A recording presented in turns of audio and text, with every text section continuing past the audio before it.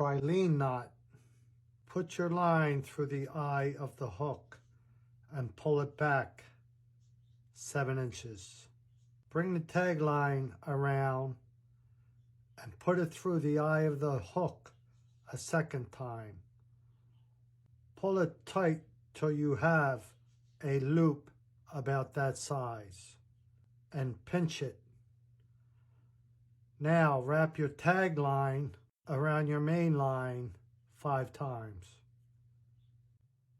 1, 2, 3, 4, 5. Now put your tag line through those 2 loops.